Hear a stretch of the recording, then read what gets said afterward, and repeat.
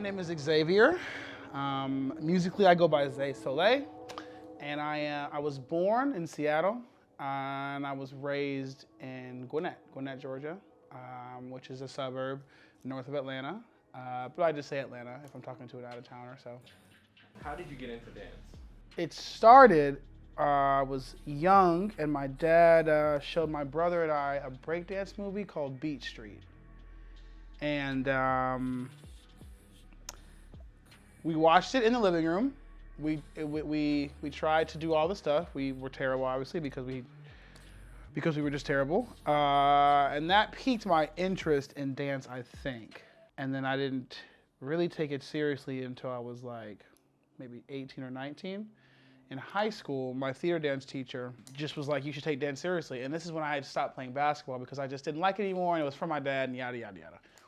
And I joined this class because there was a girl in there I thought was fine, and I was like, well, that's if there's any good reason to join a class, it's to talk to this lady. And so I was okay. Well, I'm gonna join, and yeah, the teacher was like, you should take it seriously, and I was like, I don't know, like whatever. And then she sent me on a job, and I did well, and they paid me right on the spot, and I was like, oh, okay, so I could kind of earn a living off of this, and I said that's how I started. I actually taught my first class before I took my first class, which was a strange feeling because I really didn't have any experience or any sort of, I mean, I had been choreographing for like talent shows and little dance troupes and stuff, but I didn't have any experience really studio-wise, right? And so it was weird to do that because I was teaching hip-hop, and I take pride in hip-hop. I'm a b-boy first. So I know it. I could teach a class on it, not just like movement. I could teach who started it, where it started, why it started, the names, the dates, because I care about it. And so in that sense, I guess I was qualified because I had studied it and studied the history of it. But I wasn't qualified enough to be teaching a dance class. It just happened like that. And then it rolled from there. And so that's how I got started. Like, could you see yourself where you are right now, like 5 years ago? I don't know. Maybe, I don't think so. I mean, I guess at this point, I don't really feel like I'm somewhere, but I guess okay, I will tell you this. I didn't know what the future would hold. I obviously had dreams of what I want to do and still what I want to do, but you just never know. So, but I did not think it was impossible. I definitely felt it was possible. I just didn't know how I was going to do it. And I make a living off of it, which is great. And scary. Very scary. You know what I'm saying? It's very scary because it's like, being a full-time artist is, it's hard, man. It's a hard thing when you could just work a 9-to-5 and earn a salary and have benefits and do all that. But it's just like, I don't know, man. I don't know. I don't think I would. I think I would do well. I just wouldn't be happy. I see. Right. But I could work, as a as assistant, whatever, in some office, or, tip tap typey all day. I could. Right. But I don't want to. Right. You know what I'm saying? Just stay true to yourself, man. That's it. I hope so. I don't know. What was your biggest conflict when you were getting into this? Like, what's your biggest conflict now? Okay. The first big conflict I ever had was telling my dad I wanted to dance. And he was just like, he actually laughed at me. And I was just like, oh, okay, well, that's weird. It's like it was a weird feeling to be like, it's a weird feeling because he was, one half of my caretaker, you know what I'm saying? He was how I was alive and was eating, and he was my father. And so it was like, oh, that's weird that he feels that way. But it was offset by my mom's support, and so I'm lucky in that regard that my mom was able to, that she supported us and supported me in that way. I would say that was the biggest in the beginning. Right now, the obstacles are just what they are. Like, nothing is linear. Everything is like this. You know what I'm saying? It's like this all the time. And then sometimes there's some calm, and then it's like, all the time, you know what I'm saying? So there's not one obstacle. There is definitely just obstacles along the way that will test you, whether they're physical obstacles, like maybe you're hurt, or spiritual obstacles, like I cannot keep going. Mental, you know, I don't have the fortitude for this.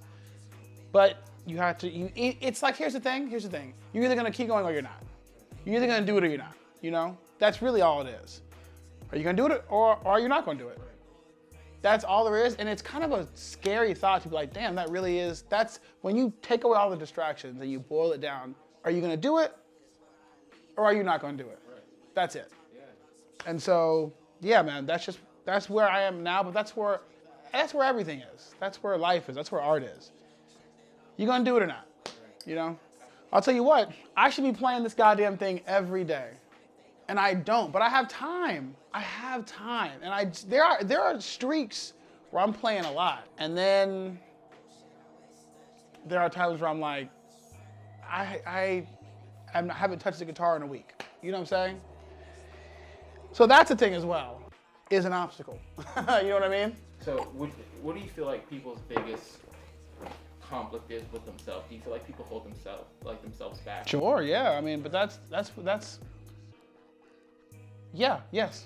What's your advice to that person who is looking to get into whether it be anything like artistic? You're not alone. I mean, people are like that. I mean, there are definitely people who are born with something, whatever gene or mental thing it is, where they just don't stop. Like, they'll, you know, I think my brother has that. Like that, he plays the piano so much and got so good so quickly. Because he just doesn't stop. You know what I'm saying? I'm sure in his own mind, he thinks he could do more, but outside looking in, it's incredible. And I don't know if I have that. I feel like I do sometimes, but I don't know, man. It's like, it's just being a human. It's like, I guess if someone wanted advice, I would just be like, you're not alone. And here's the thing. As long as you keep going, right? So, like I said earlier, things are not linear. It doesn't do this. It goes like this, right? You might go back a little bit, up, back, up, down, back, But as long as it continues to go this way, you know what I'm saying? Whether you're going like this, zigging, you're still going this way. It's when you stop the line, then it's over. It's over, you know? It's when you completely stop, it's over. As long as you don't quit. Not quitting is the greatest, it's the best thing you could do for yourself. It doesn't, you know, you can take a break, you know, don't get lazy, but you can take a break, recharge, be honest with yourself. But when you quit, when you stopped, the line has stopped. There's no more, it's done, you know? So just remember that it's not linear. It goes like this, but as long as it keeps going this way, that's all you can do, you know? And you're gonna have moments where where you're taking off, like you're booming. And you're gonna have moments where you're not digressing, but it's just, there's an obstacle. You know what I'm saying? But it's still going this way. You know what I'm saying? So. Do you feel like your family has had an influence on your mental going forward, like doing this? Oh yeah, I mean, yeah. In the beginning, when I was first showing people dance videos and choreography and stuff, I remember one time I showed my grandma and she was like, you need some more moves. And I was so mad. I was like, in my head, I was like, you don't even know what dance is about. You don't know you don't know. I probably wasn't that good. Like, you know what I'm saying? Like, if I think about it, I mean, for the time, it was probably all right. And she maybe didn't have to be so harsh, but I probably wasn't doing that well. So it's like, you know, getting criticism, as long as it's from love, I mean, you have to recognize it, at least recognize it. Now, she didn't have to say, you need some more moves, which basically means this shit sucks. Yeah. You know what I'm saying? But, I don't know, maybe it did suck. I don't know, you know what I mean? Maybe it sucked, I don't know. Yeah, getting criticism is fine. I mean, hard to hear sometimes, but you need it. You need people who love you who will go, this is all right. This is not your best. This isn't the best I've seen you. You know, or at least will talk to you critically. You know what I'm saying? Because they're not hating. So you don't want a bunch of yes men. That's when your shit's gonna get whack. When you're like, oh, everyone just, everyone likes it? Really? Everyone likes it. Yeah, right. You know what I'm saying? You know what I'm saying? That's where I'm like, okay, somebody's lying. You know what I mean? I like that. When it comes to, because I heard you sing, you rap as well. Sometimes, yeah. How do you balance that? Like, how do you manage your time? Like teaching, dance, music. Where does that come from? It's all the same, man. Sometimes I don't manage it well. Sometimes, but when I'm really rolling, when I'm not busy is when I kind of lose focus. But when I have stuff coming up, like let's say I have something to do on Monday and I have Tuesday off, and then I have Wednesday, Thursday. Well, that Tuesday I can't really be goofing off because I got stuff coming up. So it kind of keeps me reined in. But there are times where I don't have any work for like 2 weeks. You know, what else are you gonna do but go out and get to it? You know what I'm saying? Come home at 4 a.m., 5 a.m. You know what I mean? I think I balance everything when I have more things to do. And the way you get more things is to do the groundwork, is to be out there. So there's a correlation, right? If I'm on my game and I'm out at the, at the whatever event, whatever it is, right? And I'm talking and I'm working, shaking hands and yada yada, all that shit, right?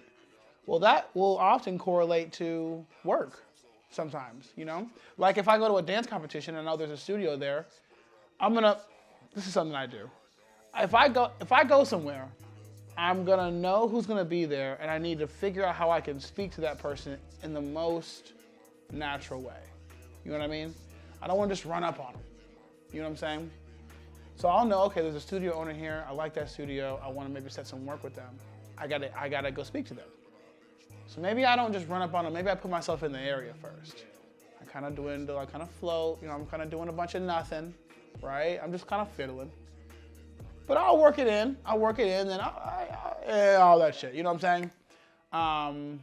When you do all that, that helps me, that correlates to work, which correlates to me staying focused, to answer your question.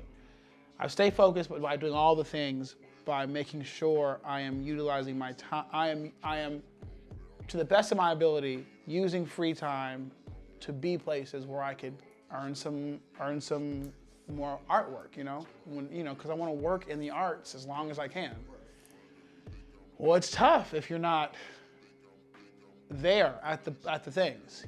You kind of, it's easier now with the internet, but it's tough if you're not there, wherever there is, so. You feel like Atlanta has influenced you? Absolutely. In what ways? Energy. It's why I live in the city. I gotta live around noise, people, honking, music. That is like, on some like Kendrick's like intros, he's got jazz music playing and people are like cussing each other out. You motherfucker, you. That shit is art, man. That feels like something. You know what I'm saying? Like that feels like I'm somewhere. I'm with humans. There's energy. Like the city, man. Pre-COVID, oh man. The city was alive. It was booming, man. It was so fun out here. Obviously COVID changed everyone's lives, but man, it was alive out here. It felt crazy all the time. It felt crazy. And I feed off of that. You know what I mean? Nothing, but there's nothing wrong with the suburbs. I was raised in the suburbs. I'm a suburb kid. You know what I mean? But man, there's nothing like the energy, man. Atlanta has given me energy. You know what I'm saying? Not to say I couldn't get that from another city. That's just where I am. I think Atlanta is just, it's a great place, man. I like it. I love it a lot. I can see why if someone's lived here for a while, maybe they want to change, but that's anywhere, If someone's lived in LA, I don't want to live in LA anymore. You know what I'm saying? Like, okay, well, so I can recognize, I would obviously maybe have fun in Austin or Chicago or whatever, but I like Atlanta. It's fun. You know what I'm saying? It's fun. You know what I'm saying? Yeah. You're going to leave, but then go where? Yeah. And then what's going to be different where you go? The thing is, it's not the place. Think about this. A place is just a place. Like, it's just trees and buildings and cars. That's not anything. The feeling is the people. Right. So that's you. You are the feeling. You know what I'm saying? So if you want something to happen, it's you. You're the thing. You're not going to go somewhere. The only reason you might want to go somewhere else is because some other people have something going on. Right. But they were also people who just made something happen. You know what I mean? Right. So it's the people. You're the thing that's doing the thing. It's not the buildings and the city and the food and the cars and the trees. It's you. You be the thing. It's like if you go to You know, when someone says, you know, where are you from? And you say, let's say you're from, I'm from Dallas. And they say, well, how are the people in Dallas? And I'm sure there's going to be some cultural differences, but people are people wherever you are. People are people. But I mean, there's only so much that, there's only so much the physical place can do something for you. It's still you. You're the thing doing the thing, and it's your group, and it's your friends, and it's whoever. That's why I like Atlanta, because I feel like it's just energy. It feels good. I agree. I agree. 100%. Feels good. I like it. All right, here's a kicker question. Here's a kicker. Let's get into it. I feel like this is something I feel like a few people might be wanting to learn, know the most. Okay. Including myself. Yeah. Who's going everywhere. Sure. Do you feel like there's more clout chasing in Atlanta or LA? Do you feel like that like I need to pull from you mentality is stronger? Where do you feel like that pulls from the most? Or where you've experienced it? I feel like it isn't a more or less situation. I feel like it's just internet culture, period. It allows you to do that. It allows you to, think about this. Let's say you want to be a rapper and it's the 90s. You have to be living in New York, Atlanta, really New York and California back then. You couldn't be hot from Kansas. You know what I'm saying? You had to move. Now you can be hot from anywhere, but you can get attention from anywhere because of the internet. So, I guess maybe LA, but also it could be everywhere. It's the internet. You could be a hot rapper from Switzerland. You know what I'm saying? That wasn't a thing in the 90s. It's just the internet. It's just internet culture, man. People are gonna they realize they can get attention. Good or bad, attention is attention. And it's currency to them. It feels like, the more attention I got, the more whatever. So you get someone like, what's his name? Remember Boom Gang? Yeah. Boom? Just straight up doing wild shit to people. Throwing shit, rolling around on the floor, stealing shit. Affecting people's lives. Like, maybe you look at it on your phone and you go, oh, that's kind of funny, I guess, or it's not. But you have to think about, that's a real, like right now, you and I are sitting in here, right? If I prop my phone up and then I get up and I roundhouse kick you, in real life, that's a thing that happened to you, and it's a crazy thing. This nigga, he roundhouse kicked me in the face. But online, it just looks like a video like, oh, that's crazy. Y'all look at this. And then it spreads. Right. You're not thinking, but wait, he got roundhouse kicked. You know what I'm saying? That's how it is. When you're scrolling, I used to watch fight videos and cringe. I couldn't look at it. I couldn't look at someone getting hit. But my brain has desensitized to it. I could watch it and not flinch now. I used to flinch at someone getting hit in the face, like, oh, damn. My brain, it's the internet, man, it's a wild thing. But it's also a blessing. The internet is also a blessing for a lot of reasons. It is a true 50-50. I don't want to say the internet's bad because it's not. We need it for a lot of things. But the other part of it is just like, Jesus, Yeah. What advice, if any, would you give to your younger self now? God, play instruments more. Pick up the guitar and just play it. Don't let culture dictate what you're doing, right? When I was younger and I was on some dumb shit, look, man, black folks, we got some shit going on, right? There's some shit going on with us, especially like black men. I feel like it's getting better, but but a lot of the people in my life, like older black men, you can only do and like certain things. If you like this, you were gay. If you like this, you yada yada. You know what I'm saying? But I remember vividly always having interest in other things, and I was like, well, I guess black people don't do that, so I'm not gonna do that. But I should have. You know what I'm saying? It just was what it was. You know what I'm saying? I should have done more things that I had genuine interest in. I remember that's why I like Pharrell so much, because he was so ahead of his time so early. I remember like clothing and everything. I remember looking at old rock bands and their gear, and they were wearing like all black and it was skinny, and I was like, damn, that shit's tight.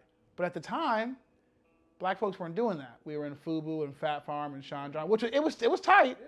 Don't get me wrong, it was tight, but it was like, I could have did both, and I should have. I should have explored that. I just didn't. You know what I'm saying? So I think I would tell myself, explore all the things that you have interest in, genuine interest in, explore it. And pick up a goddamn instrument sooner.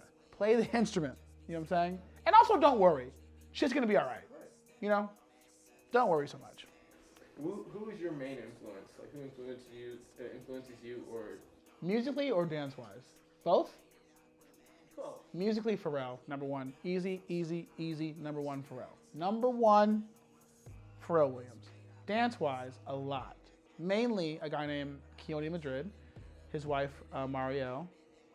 There's a dance company called Netherlands Dance Theater. Big fan of them. My girlfriend has been a huge, probably the biggest influence on me as far as my own personal growth and technique in dance. 100% my girlfriend, 100%. Yeah, man, she opened my mind up to a lot of stuff I just didn't know about. Because I didn't grow up in a studio like that. I didn't grow up dancing.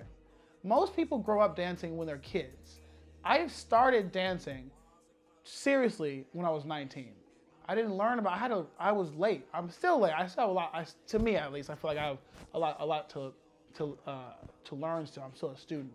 And she expedited the process for me exponentially. So she's a dancer. A great one. Yeah, great one. How did that? So I could tell you, I was dance director at Grayson High School, and I needed a sub, and she was the sub who came in. And when she walked in, I thought she was one of the students. Like, she was, not short, but, And I was like, oh, you're the sub, that's cool. But I was like, oh, she's a grown woman. You know what I'm saying? I was like, oh, okay. And so I was like, okay, that's when I first took notice. You know what I'm saying? Like, I noticed. And I was like, I'm gonna put that in my little Rolodex. I'm gonna just keep that in my back pocket. And at the time, she was trying to get a job at Archer High School because that teacher was gonna leave. So they got her that job. So what your boy did was, I hit her up, I was like, oh, if you need any help or whatever, whatever it is. And I did want her to have help, but I also wanted to say what's up. So your boy said, what's up?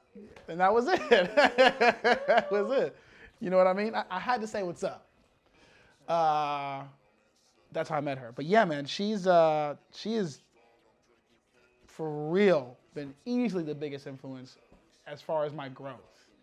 Putting things in front of my face, teaching me about all kinds of stuff. Because she grew up dancing in a studio and she went to school for it. She has a degree in it. She knows everything. You know what I mean? And I don't know half as much as she does. So yeah, man, I am so grateful for her because I would have had a very tough learning curve if it wasn't for her. Yeah, it's nice. I'm thankful. Any final words? Anything you want to tell the people? Anything you got going on? What's going on? Let people know what you got going on. This is what I want to tell the people. I want you all, everyone, listen. This doesn't even have anything to do with art. I want you to listen to what I'm saying. I need you all to pay attention to the world around you. Look at it. Look at what's happening.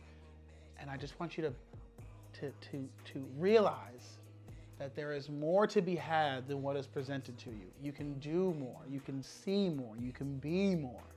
You don't have to do this capitalist bullshit. You can really dig into some social, communal things. You don't need these powers that be. You don't need it. You got your community. That's what's important. Stick to those around you who are having the same experience as you, who are in the same class as you. Work together. You know what I'm saying? Work together. And don't let that top 1% of people, don't let them make you fight. There's more to be had, if you know what I'm saying. That's it, man. Thank you, brother. Yes, sir. Yay. Okay.